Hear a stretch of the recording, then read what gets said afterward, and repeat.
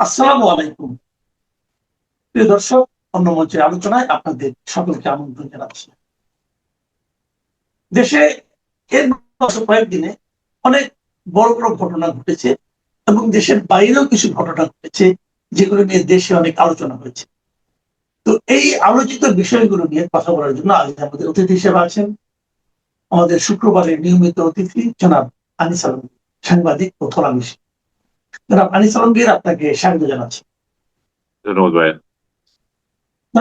আনিস আলমগীর, একটা বিষয় নিয়ে আমরা খেয়াল করেছি যে কালকে আমাদের পররাষ্ট্র মন্ত্রণালয় একটা পোস্ট দিয়েছে, একটা প্রেস রিলিজ দিয়েছে তাদের পেজে।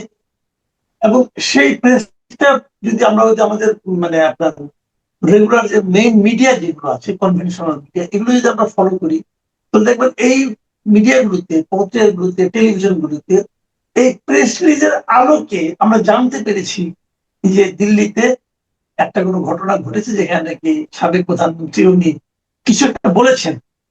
তো আমি খুব বিস্মিত হলাম আমাদের পত্রিকাগুলোর মেরুদণ্ড দেখে, যে কালকেও শুনলাম যে উনি যদি আপত্তিকর কিছু বলেন, বিভ্রান্তি ছড়ানোমূলক কিছু বলেন, বিদ্বেষ প্রচারমূলক কিছু বলেন, সেটা নিষিদ্ধ।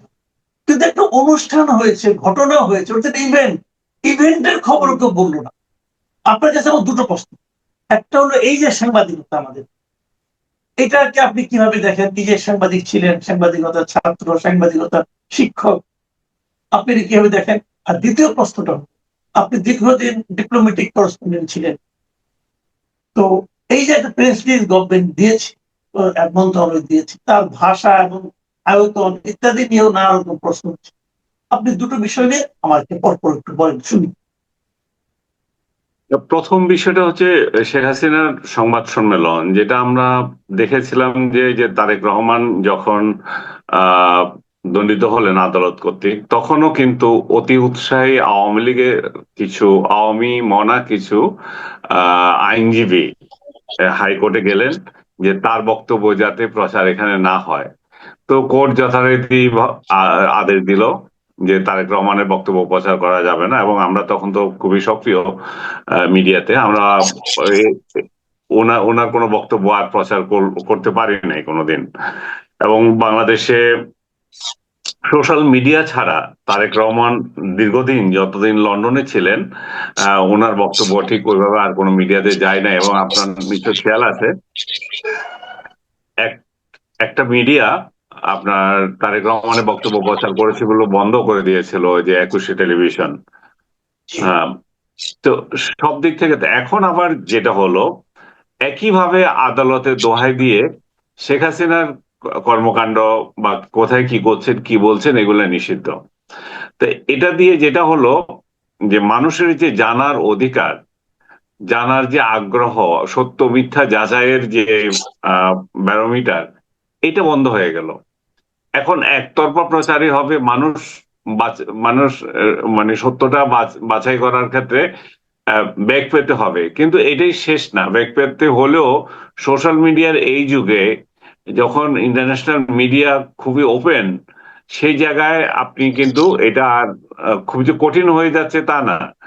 হ্যাঁ, এবং এখানে শেখ হাসিনার যে আজকের আহ, বক্তব্য, মানে আজকের মানে যেদিন যেটা যে বক্তব্যটা দিল, সেটা আহ, বরং সরকারের বাধা এবং আওয়ামী লীগের লোকদের আবার এটার প্রতিরোধে প্রচার, এই দুইটা মিলিয়ে এমন একটা অবস্থা হয়েছে যে এটা একটা বিশেষ হাইপ তৈরি হয়েছিল, এবং সেটা শোনার জন্য যথেষ্ট আগ্রহ তৈরি হয়েছে এবং দেখছেও মানুষ। এবং এই সোশ্যাল মিডিয়ায় এনাফ হয়ে গেছিল কে কোনো কোনো ব্যক্তির ফেসবুক বা বিভিন্ন মিডিয়ার ফেসবুক, তারপর আমি বিশেষ করে সাকিব আল হাসানের ফেসবুকের কথা বলবো, যে বাংলাদেশের সর্বোচ্চ তার দুদিন আগেও ছিল, এখন নাকি আরেকজন হয়েছে। তো এত বেশি ফ্যান ফলোয়ার আছে, তো তাদের থেকে এটা প্রচার ইজিলি হয়ে গেছে। তো এইটা আমি আমি ওইদিনও বলেছিলাম যে এটা এক ধরনের বোকামি, এই ধরনের আহ উম, আহ, এই এই তত্ত্বে দিয়ে মানে কারো কণ্ঠরোধ করা। কারণ যেটা বলছিলাম, সোশ্যাল মিডিয়া এবং আন্তর্জাতিক মিডিয়ার যুগে স্থানীয় গণমাধ্যমে আপনার কি প্রকাশ হলো আর হলো না, এবং এটা দিয়ে কারো রাজনৈতিক বক্তব্যের কার্যকারিতা বা পৌঁছানোর যে পরিধি, এই পরিধি কিন্তু আপনি তখন আর থামিয়ে দিতে পারছেন না। তো এবং যেটা প্রমাণিত হয়েছে যে ওদিন আবার বাংলাদেশের মিডিয়াগুলো অবশ্য একটু বন্ধ ছিল, তাৎক্ষণিকভাবে অনলাইন গুলোতে ওইভাবে আসে নাই, পরের দিন পত্রিকাতে আসে নাই। এখন রেফারেন্স হিসাবে কোনো কোনো পত্রিকায় হয়তো বলতে পারে, আমি জানি না বলছে কিনা, বাট এটা একটা ন্যাক্কারজনক যে, এবং সরকার সরকারের তরফ থেকে এই ধরনের আদালতের আশ্রয় নিয়ে এটা করা, তাহলে মানে গণতান্ত্রিক সোসাইটি তো আর হলো না, যে শেখ হাসিনার যুগেই তো তাহলে বহাল থাকলো, এটা এটা দিয়ে আবার প্রমাণ হলো। আর আপনার শেষের যে বক্তব্যটা, যে ফরেন মিনিস্ট্রি এই সংক্রান্ত বিষয় নিয়ে একটা বিবৃতি দিয়েছে, ফরেন মিনিস্ট্রির বিবৃতিটা একেবারে তাৎক্ষণিক হয়ে গেছে, যে পাবলিক জানেই না, আপনি যেটা বললেন যে কি নিয়ে ঘটনা হলো, আর ফরেন মিনিস্ট্রি বলতেছে যে শেখ হাসিনা বক্তৃতা দিয়েছে, পাবলিক জানে না মানে অফিসিয়ালি জানে না। তো এখন অফিসিয়ালি আপনি জানালেন যে শেখ হাসিনার বক্তব্য যথাযথ হয় না, এবং এটা আহ আহ, দ্বিপাক্ষিক সম্পর্কে কালো মেঘ প্রভাব পড়বে, এবং এই সবগুলো মানে যেই উদ্দেশ্য নিয়ে ফরেন মিনিস্ট্রি ওই রাতে ওই বিবৃতিটা দিয়েছে, এটা আপনাকে একটু উল্লেখ করে যে ওই বিবৃতি যেটা দিয়েছে সেটা আবার সোশ্যাল মিডিয়াতে দিয়ে 9 বার এডিট করেছে। মানে ওরা নিজেরাও স্থির থাকতে পারছে না যে কি দিচ্ছে। তো এবং এটা নিয়ে অনেক সোশ্যাল মিডিয়া অনেক ট্রল হয়েছে, কারণ আবার আওয়ামী লীগের যারা আছে তারা সেখানে ঝাঁপিয়ে পড়ে হাহা রিয়েক্ট দিয়েছে, এবং দেখা গেল যে ওভারঅল যে রিয়েকশন এই একটা পোস্টের, তার অর্ধেকেরও বেশি হচ্ছে হাহা রিয়েক্ট। তো এটা দিয়ে যেটা হয়, এটা দিয়ে এই একটা বার্তাটা একটু হালকা হয়ে যায়, এবং পেশাদারিত্ব নিয়ে তখন প্রশ্ন দেখা দেয়। এবং যে এই ভাষাগুলো ওই বিবৃতিতে বর্ণনা করা হয়েছে, আমি এটা নিয়ে বিস্তারিত লিখেছি, আপনি নিশ্চয় দেখেছেন। তো সেটা আমি আর বিস্তারিত আবার বলতে চাই না, কিন্তু শুধু এটুকু বলবো যে, এবং এটা একটা দেশের পররাষ্ট্র মন্ত্রণালয় যখন আম, আন্তর্জাতিক সম্প্রদায়ের উদ্দেশ্যে বা প্রতিবেশী দেশের সাথে যোগাযোগের জন্য অফিসিয়াল যে স্টেটমেন্ট দেয়, তখন সেটার ভাষা হওয়া উচিত পরিপক্ক, এবং আইনি ভিত্তি টসু, আর একটা প্রাতিষ্ঠানিকতা যাতে এখানে থাকে। অথচ যে বিজ্ঞপ্তিটা বা বিবৃতিটা পররাষ্ট্র মন্ত্রণালয় দিয়েছে, সেখানে শব্দ চয়নে এমন এমন ওয়ার্ড ছিল, যেমন মাফিয়া এন্টারপ্রাইজ, তারপরে ব্যানমস, হ্যাঁ, এই আরো কতগুলা মানে 3-4টা শব্দ, যেগুলো নর্মালি ডিপ্লোম্যাটিক ভাষা ইউজ হয় না। আমি পররাষ্ট্র মন্ত্রণালয়ের তরফ থেকেও যেটা জানলাম যে এটা তারা তাৎক্ষণিকভাবে দিয়েছে, কিন্তু তারা যে এটার জন্য রিগ্রেট করে তা না, তারা মনে করে যে আহ, ভারত যেভাবে বাংলাদেশের দাবিকে উপেক্ষা করছে শেখ হাসিনার বক্তব্য প্রচার নিয়ে বা শেখ হাসিনার অ্যাক্টিভিটিস নিয়ে, বাংলাদেশ বারবার তাদেরকে ওয়ার্নিং দিচ্ছে শেখ হাসিনা যেন ওইখান থেকে কোনো রাজনৈতিক কর্মকাণ্ড চালাতে না পারে। তো তাতে পররাষ্ট্র মন্ত্রণালয় এক ধরনের ইয়েতে আছে, মানে কি বলবো, জনচাপে আছে, জনমতের চাপে আছে, যে তার একটা কিছু না করলে নতজানু পররাষ্ট্র নীতি, এটা বোঝা যায়। তো নতজানু যে বহু আগে হয়ে গেছে, এবং নতজানু যে এখন মানে নিশানা চেঞ্জ করে ভারত থেকে গিয়ে আমেরিকার মানে অষ্টজানু হয়ে গেছে। তো এইগুলো তো আর পাবলিক বুঝে, কিন্তু ভারতের বিরুদ্ধে কিছু বললে এটা একটু বেশি বাজার পায় আর কি। রাজনৈতিক দলগুলো বাজার পায়, সোশ্যাল মিডিয়াতে একটু বাজার পায়, এবং আমি যখন এই ত্রুটি কোথায় এটা দেখিয়ে দিচ্ছি যে এই জায়গাটা আমরা আমি আমি এর কন্টেন্টের সঙ্গে কোনো দ্বিমত করছি না, এটা এটা যাবে, এবং বাংলাদেশের লিগাল রাইট আছে এটা বলার। কিন্তু আমি বলছি যে এই ভাষাগুলো যদি আরো মানে সংযত হতো, তাহলে কিন্তু আমাদের বার্গেনিং এর পয়েন্ট বেড়ে যায়। হ্যাঁ, এবং জি। আরেকটা বিষয় এখানে বলছে সার্বভৌমত্বের হুমকি, জাতীয় কথা বলছে সার্বভৌমত্বর বিষয়টা। এখানে সার্বভৌমত্বকে ইয়ে করার, সভরেনিটির উপর আঘাত, এমন কোনো বিষয় তো নাই। অথচ আপনি বলছেন সভরেনিটি ও বাংলাদেশের উপর আপনার এটা বড় ধরনের আঘাত। তো আঘাত যখন হয় এই মানে এই এই এই এই ঘটনাগুলোতে তখন একটা দ্বিপাক্ষিক নোট ভার্বাল প্রচলিত হয়। এখন এরকম আমার পররাষ্ট্র মন্ত্রণালয়ে আমি একটা বিবৃতি দিয়ে দিলাম, সে আরেকটা বিবৃতি দিল, তা না, এটা তখন মোর ফর্মাল ওয়েতে এটার হয়, নতুবা তো এটা মাঠের বক্তৃতা হয়ে গেল। মাঠের বক্তৃতা আর বিবৃতি তো এক জিনিস না। তো এই জিনিসটা আমার মনে হলো যে একটু অদূরদর্শী কাজ হয়েছে বাংলাদেশে, এবং পেশাদার পররাষ্ট্রনীতির এখানে প্রতিফলিত হয় নাই, এবং আন্তর্জাতিক অঙ্গনে বাংলাদেশের সম্মান প্রতিষ্ঠার ক্ষেত্রে আমি যেটা বলবো, এগুলো দিয়ে সম্মান বাড়ে না। আরেকটা হচ্ছে যেটা শুরুতে বলছিলাম, দ্বিপাক্ষিক দর কষাকষির বাজারটা আপনার কমে যায়। জি। আচ্ছা, আমরা একটু, যেমন আজকে তো অগাস্টের 7 তারিখ, দুদিন আগেই 5 আগস্ট মানে পার হয়ে গেল আমাদের 24-এ সেই গণ আন্দোলনের দ্বিতীয় বর্ষ। এই দিন বেশ কিছু ঘটনা আমরা দেখেছি।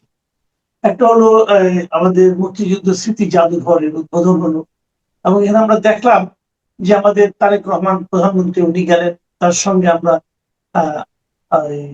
ডক্টর ইউনূসকেও দেখতে পেলাম। এটা কেন ওনার সহযোগী হিসেবে থাকতে পারলেন, এটা নিয়ে আমার কিঞ্চিত আপত্তি আছে। আর দ্বিতীয়ত আরেকটা দিন দেখলাম যে মুক্তিযুদ্ধের আপনার জুলাই আন্দোলনের উপর একটা তথ্যচিত্র প্রচারিত হলো, যেটা নিয়ে নাকি ওখানে একটা কেলেঙ্কারি মতো হয়ে গেল, হইচই হয়ে গেল প্রেসিডেন্টের উপস্থিতিতে, বিদেশি ডেলিগেটরা ছিল তাদের উপস্থিতিতে। এটা একটা আমার কাছে মানে খুবই একটা ন্যাক্কারজনক ঘটনা মনে হয়েছে। এই দুটো ঘটনাই আপনার একটু মূল্যায়নটা শুনতে চাই। প্রথমত হচ্ছে যে জুলাই জাদুঘর নিঃসন্দেহে ইউনূসের সরকারের আমলে যেহেতু ইনিশিয়েটিভটা নেওয়া হয়েছে, সো তাকে হয়তো আমন্ত্রণ জানিয়েছে ওই সূত্র ধরে। তিনি যে সেখানে গিয়েছেন, এবং এই ধরনের অনেক জায়গায় তো আমন্ত্রণ জানায়, আমন্ত্রণ জানাইলে যে চলে যেতে হবে তা তো না। তো ইউনূস যে বিষয়টা মাঠে আসতে চাচ্ছে, একটা ইমপ্রেশন দিতে চাচ্ছে, যেহেতু রাষ্ট্রপতি নির্বাচনটা সামনে চলে এসছে, এখন কোন চান্সে যদি এখন তারেক রহমানের দৃষ্টি আকর্ষণ করতে পারে, মানে ইউনূস তো আপনি জানেন যে ইউনূস সম্পর্কে আমরা যে সমালোচনা করি, আমাদেরকে যে মানুষ বলে যে আপনারা এত সমালোচনা করেন, ইউনূসের তো পুরো ইতিহাস হচ্ছে যে বেহায়া টাইপ। ও তো কোনো পদ ছাড়তে চায় না। রাষ্ট্রপতির মতো একটা পদ যখন এখন সামনে আছে, প্রধানমন্ত্রীর পদও ছাড়তে চান নাই, এবং আমরা প্রধানমন্ত্রীর পদ ছেড়ে তাকে ইলেকশন দিতে অনেকটা বাধ্য করেছি, এবং আমাদের বলাতেও বাধ্য হয়েছে সে ছেড়ে দিতে। রাজনৈতিক দলগুলো যে এখন বড় বড় কথা বলবে, তারা এটাও ভেবে নিতে হবে যে আমরা যখন অনবরত বলছি যে ইউনূস তুমি ক্ষমতা ছেড়ে ইলেকশন দাও, তখনই তো রোষানলে পড়েছি, তখনই তো জেলে ঢুকেছে। সো ইউনূসের যে এই লিপসা, ক্ষমতা লিপসা, সে ক্ষমতা লিপসা তো আবার নতুন করে জেগে উঠেছে, যদি কোনোভাবেই যদি রাষ্ট্রপতি হওয়া যায়। এবং এই জন্য ঘুরঘুর করছে আর কি ক্ষমতার চারপাশে। তো এই ঘুরঘুর করার অংশ হিসাবে এটা এটা এটা একটা জিনিস। আর প্রধানমন্ত্রী যথাযথ সম্মান দেখিয়েছে তাকে, যেহেতু বিগত সরকারের একজন রাষ্ট্রপতি, প্রধানমন্ত্রী পদমর্যাদায় ছিল, প্রধানমন্ত্রী সেখানে তাকে পাশে বসিয়ে চেয়ারে বসিয়েছেন। তো আমার মনে হয় অতটুকুর মধ্যেই সীমাবদ্ধ আর কি। অনেকে আবার ধারণা করছে যে যদি সে আবার রাষ্ট্রপতি হয়ে যায় কিনা। এই ধারণা করার মূল কারণ হচ্ছে এই যে পররাষ্ট্রমন্ত্রী, এই যেই পররাষ্ট্রমন্ত্রীর বিরুদ্ধে বিএনপি বিবৃতি দিয়েছিল, হ্যাঁ, সেই পররাষ্ট্রমন্ত্রীকে আহ তারা যখন ক্ষমতা আসলো তাকে পররাষ্ট্রমন্ত্রী বানালো। হ্যাঁ, সে তো আগে পররাষ্ট্রমন্ত্রী ছিল না, মানে ইয়ে নিরাপত্তা উপদেষ্টা ছিল। সো এই জায়গায় মানুষের একটা খটকা লাগছে যে তাহলে ও তো আমেরিকান এখানে প্রতিনিধি হিসাবে এখানে পররাষ্ট্রমন্ত্রী হয়েছে, তাহলে ইউনূসকে আবার আমেরিকার এজেন্ট হিসাবে আবার, বা প্রেসার হিসাবে, বা বিএনপির সাথে তার সমঝোতার অংশ হিসাবে সে আবার চলে আসে কিনা, এইটা মানুষের মধ্যে একটা আশঙ্কা আছে। বাট আমি মনে করি না যে এটা এটা বিএনপি করতে যাবে। বিএনপি যদি এটা করতে যায় তাহলে তো নিজের পায়ে নিজে কুড়াল মারা, কারণ সে তো বেসিক্যালি বিএনপির লোক না, সে তো জামাতের লোক, সেটা সে প্রমাণ দিয়েছে, এনসিপির লোক সেটা প্রমাণ দিয়েছে। এবং বিএনপির সাথে এনসিপি এবং জামাতের যে দূরত্ব, সেটা তাহলে আরো আরো বড় ধরনের দেখা দেবে। তো রাষ্ট্রে সরকার তো এমন একজনকে চাইবে যে তার রাষ্ট্র, মানে এই প্রধানমন্ত্রী তো এমন একজনকে চাইবে, তার রাষ্ট্রপতি হিসাবে এমন একজন থাকবে যার সাথে তার আহ সিঙ্ক্রোনাইজেশন হবে। তো ইউনূস তো নিজেকে নিজে অনেক বড় মনে করে, তো তার সাথে তো সিঙ্ক্রোনাইজেশন অনেক কঠিন হবে। তো জানি না কি হয়। যদি বিএনপি যদি বহির্বিশ্বের চাপে, বিশেষ করে আমেরিকার চাপে বাধ্য হয় কিনা। বাট ইউনুসের সাঙ্গপাঙ্গরা বলছে যে উনি হতে চান না। এটা হচ্ছে তার একটা চাল, একটা বয়ান ছেড়ে দিল তার দাম বাড়ানো। কিন্তু ইউনুস যত বেহায়া, তাকে যদি কালকেও যদি বলে, লাফিয়ে লাফিয়ে হয়ে যাবে। আচ্ছা, আমি জুলাইয়ের তথ্যচিত্রটা নিয়ে ও, তথ্যচিত্রটাতে যে অভিযোগটা করে হয়েছে যে আবু সাইদের ছবি যায়নি, এটা পরবর্তীতে আবার একজন ক্লিয়ার করলো, আমি দেখলাম যে এটা সত্য না, আবু সাইদের ইয়ে আছে সেখানে, হয়তো তারা খেয়াল করে নাই। তারপরে তারেক রহমান 1 তারিখের দিকে বোধহয় 1 দফা দিয়েছে, বা তার আগে দিয়েছে 1 দফা, সেই জিনিসটা উল্লেখ আছে এখানে 1 দফার যে বিষয়টা। কিন্তু তিন 3 তারিখে যে আবার ফর্মাল 1 দফা দিয়েছে, সেই বিষয়টা আমি দেখেছি ওই ইয়েতে, ওই ভিডিওতে। কিন্তু কেন এই অভিযোগ উঠেছে আমি জানি না। এনসিপি হয়তো বেশি আবেগপ্রবণ হয়ে এটা করছে, বা তারা চাচ্ছে যে তাদের নিয়েই গুণগান গাইবে শুধু, সেই জন্য হয়তো তাদের চোখে পড়েছে। বাট যারাই এই ধরনের ডকুমেন্টারি করবে, আমি মনে করি যে ইতিহাসের স্বার্থে আহ, যার যতটুকু অংশীদারিত্ব আছে সেটাও তুলে ধরা দরকার। সরকারে তারেক রহমান আছে বলে বিএনপি সব করেছে, এই যে মেন্টালিটি, সেটাও ত্যাগ করতে হবে। যার যতটুকু প্রাপ্য তাকে সেটা দিতে হবে। ইউনূসের আমলে যেটা এনসিপি দাবি করত, বা জামাতে ইসলাম যেভাবে দাবি করতো যে আমরাই আমরাই হটিয়েছি, বিএনপি বালুর ট্রাক একটা সরাতে পারে না, এই যে রেটরিক মানে যেটা দাঁড় করায়। তো এর বিপরীতে আমি মনে করি যে আহ, এই গণ আন্দোলন যেটা হলো, সেই গণ আন্দোলনের প্রধান অংশীদার হচ্ছে জনগণ, কোনো রাজনৈতিক দল না। এই জনগণ যদি রাস্তায় নেমে না যেত, তাহলে এইটা তো সফল হতো না। এই যে এই যে জনগণ নামার কারণেই আপনার রাজনৈতিক সেনাবাহিনী থেকে শুরু করে সমস্ত সর্বমহলের টনক নড়েছে। তখন সরকার এটা বাধ্য হয়েছে, বা ওই পথে ভাবতে হয়েছে। বিশেষ করে 3 তারিখে শহীদ মিনারে যাওয়ার আগে, যে আগে পরে যে সমস্ত, 3 তারিখের পরে তার কিছু হয় নাই, 3 তারিখের পরে পুরোটাই শান্ত। 3 তারিখও শান্ত, মানে যেদিন সেনাবাহিনী ডিসিশন নিয়েছে যে তারা অস্ত্র ধরবে না জনগণের উদ্দেশ্যে, সেদিনই আসলে সরকারের পতন হয়ে গেছে, আমরা ধরতে পারি। এবং তখন এই সুবিধাবাদী লোকগুলা যে যেখানে ছিল, যে আমি একটা বিজ্ঞাপন ব্যবসায়ীর কথা বলবো, যে বিজ্ঞাপন ব্যবসা করে, এখন সাংবাদিক পরিচয় দেয়, যে বান্ধবী নিয়ে যাই শহীদ মিনারে দাঁড়িয়ে গেল, ছবি একটা তুললো, তারপরে হয়ে গেল বিপ্লবী হয়ে গেল। এবং এই জাতীয় বিপ্লবী, 3 তারিখে 3 তারিখে যে বিপ্লবী হওয়া বহু লোক আছে, যেগুলা সরকারি দালালি করে দীর্ঘদিন ধরে ছিল, 17 বছর ধরে সরকারি দালালি করছে, খেয়েছে, উড়েছে। ওই বিজ্ঞাপন এজেন্সির যে সিনিয়র সাপ্লায়ার যার কথা বলছিলাম, সেও এরকম এরকমই ছিল। আহ মোজাম্মেল বাবুদের সাথে ঘনিষ্ঠ ছিল, এই সমস্ত করে করে আপনার টাকা পয়সা ইনকাম করেছে। শেখ হাসিনার বিরুদ্ধে কোনোদিন একটা শব্দ বলে নাই, কিন্তু 3 তারিখে এসে বিপ্লবী হয়ে গেছে। এখন তো বিরাট বিপ্লবী, বিরাট বুদ্ধিজীবী। এখন আমি, আপনি, আমরা টকশোতে যাই কেন, সেটা নিয়েও তার গবেষণা করছে। ওই দিন দেখলাম একটা সেমিনারে গিয়েছে সে এবং ডাস্টবিন শফিক, এবং তারা বলছে যে এদেরকে টকশোতে নেওয়া যাবে না। অ্যাজ ইফ যেন আমরা টকশোতে যাওয়ার জন্য মরিয়া হয়ে গেছি, আর তার তার অনুমতি নিয়ে টেলিভিশন গুলো টকশোতে ডাকতে হবে। তো এই যে মব সংস্কৃতি, যে ফ্যাসিবাদী সংস্কৃতি, মেন্টালিটি, এরা এরা এটা এটা বহাল রেখেছে। এবং এই যে হঠাৎ করে বিপ্লবী হওয়ারাই এগুলা করতেছে। যেটা বলছিলাম যে এই গণ আন্দোলনের প্রধান দাবিদার যদি হয়ে থাকে, সফলতার যদি দাবিদার হলে, সেটা হচ্ছে জনগণ। জনগণ রাস্তায় নেমেছে, যখন দেখলো যে তাদের ছেলে মেয়েরা রাস্তায় নেমে গেছে, তাদের ছেলে মেয়েদের উপরে গুলি হচ্ছে, তখনই তো খেলা চেঞ্জ হয়ে গেছে। আচ্ছা, আমরা আলোচনার একদম শেষ পর্যায়ে চলে এসেছি। একটা বিষয় একটু জানতে চাই যে 20 তারিখে প্রেসিডেন্ট নির্বাচন হচ্ছে এবং 13 তারিখে মনোনয়ন দেওয়া হবে। তো সম্ভবত 13 তারিখে মোটামুটি বোঝা যাবে যে কে হতে যাচ্ছেন আমাদের পরবর্তী রাষ্ট্রপতি। আমার প্রশ্ন হলো যে এর মধ্যে ডক্টর ইউনূসের নাম শুনছি, বিভিন্ন মিডিয়া তাদের নামটা প্রচার করার চেষ্টা করছে। আপনিও একটু বললেন, উনিও চেষ্টা করছেন নানাভাবে আলোচনায় আসার জন্য। অন্য রাজনৈতিক ব্যক্তিত্বদেরকে আনার চেষ্টা হচ্ছে, অরাজনৈতিকদের কথা ভাবা হচ্ছে। আপনার মানে এই কি অবজারভেশনটা কি, আপনি কি চান, আপনি কি ধরনের লোককে রাষ্ট্রপতি হিসেবে চান? আমি আমার চাওয়াটা, তো আমি মনে করি যে যারা বিএনপি রাজনীতি করছে, এরা বিএনপির ভূমিপুত্র, তাদের অধিকার আছে এই যে রাষ্ট্রের সর্বোচ্চ একটা পদে যাওয়ার। ইউনূসের মতো বাটপার, বেহায়া, এদেরকে এনে কেন আবর্জনা তৈরি করবে যে রাষ্ট্রীয় প্রতিষ্ঠানে? তো বিএনপি যারা করেছে, বিএনপির দক্ষ লোকের অভাব তো নাই। বিএনপি তার নিজস্ব লোক এখানে চুজ করতে পারে, যেখানে দলের নীতি আদর্শ হবে। আর সবচেয়ে বড় বিষয়, রাজনীতি না করলে, এটা এটা আমাদের যারা সিলেকশনে আছে তাদের ভাবা উচিত। রাজনীতি না করলে, জনগণের সাথে না মিশলে, এই জনগণের দুঃখ দুর্দশা কেউ বুঝবে না।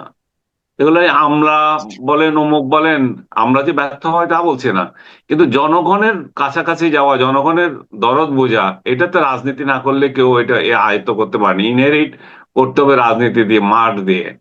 তো সেক্ষেত্রে বিএনপি যে দুই তিনজনের নাম আছে, মির্জা ফখরুল সাহেবের নাম আছে, তারপরে বর্তমান যিনি ভারপ্রাপ্ত প্রেসিডেন্ট, উনার নাম আসছে, তারপরে মঈন খানের নাম আসছে। আমার ব্যক্তিগতভাবে মঈন খানকে অনেক পছন্দ, কারণ এত নম্র, ভদ্র, শিক্ষিত, উচ্চ শিক্ষিত, ফ্যামিলি ব্যাকগ্রাউন্ড যেমন ওনার খুব হাইলি মানে রিপোর্টেড। তারপরে ইন্টারন্যাশনাল লবিতে ওনার পরিচিতি আছে। আমরা যখন ওয়ার্কিং জার্নালিস্ট ছিলাম, উনি তখন দেখতাম যে বিএনপির ইন্টারন্যাশনাল অঙ্গনটা উনি মেনটেন করতেন। তারপরে আহ উচ্চশিক্ষিত, যেটা বললাম, ঢাকা ইউনিভার্সিটির মতো প্রতিষ্ঠানে উনি শিক্ষকতা করেছেন। তো আমার মনে হয়, এবং রাজনীতির জন্য ওনার কন্ট্রিবিউশন আছে। আমার তারপরে মির্জা ফখরুলের কন্ট্রিবিউশন আছে। এই দলটাতে উনি জেনারেল সেক্রেটারি হিসাবে একটা দীর্ঘদিন থেকে ভারপ্রাপ্ত থেকে জেনারেল সেক্রেটারি হয়েছেন, সেটাও অনেক কষ্টে। তো তার উপরও মানুষের আস্থা আছে, ভদ্র ব্যক্তি হিসাবে আছেন। আর বর্তমান যিনি আছেন আহ স্পিকার সাহেব, ওনারও রেপুটেশন আছে, 9 বার নিজের এলাকা থেকে নির্বাচিত হয়ে এসেছেন। আমার মনে হয় যে এদের তিনজনই বেস্ট চয়েস, তিনজনই বেটার। বাট আমি ব্যক্তিগতভাবে মঈন খানকে বেশি পছন্দ করি। যে আমার মনে হয় যেন রাষ্ট্রের একটা এমন একটা পোস্ট, যেখানে একটা মর্যাদাপূর্ণ পোস্ট, যেখানে একটা চেয়ারের একটা মানানসই যে বিষয়টা দাঁড়ায়, আমার চোখে উনাকে বেটার মনে হয়। জি, অনেক ধন্যবাদ। আমি নিজেও এই ব্যাপারে একটু বলতে চাই, প্রিয় দর্শক, আমারও একটা অভিমত আছে। আমি একটা জিনিস সবসময় চাই, যে রাষ্ট্রের সর্বোচ্চ এই পদে এমন কাউকে দিন, যাকে কেন্দ্র করে পরবর্তী সময়ে কোনো স্ক্যান্ডাল, কোনো দুর্নীতি, এ ধরনের কোনো অভিযোগ না ওঠে, এবং দুর্নীতি মুক্ত ব্যক্তিকে দেওয়ার চেষ্টা করুন। এবং সেই সঙ্গে যদি শিক্ষিত হয়, সেটা বাড়তেও না। জনাব আনিস আলমকে যে তিনজনের নাম বললেন, এই তিনজনেই যথেষ্ট শিক্ষিত, এবং তিনজনেরই মোটামুটি আমার জানার মতে দুর্নীতির সঙ্গে যারা জড়িত ছিলেন, এমন অভিযোগ বোধহয় কেউ করবে না আমার যতদূর ধারণার। আওয়ামী লীগ জনসম্মুখে ছিল। হ্যাঁ, এরা মোটামুটি আমার কাছে মনে হয় যে খুবই একদম ক্লিন ইমেজের লোক।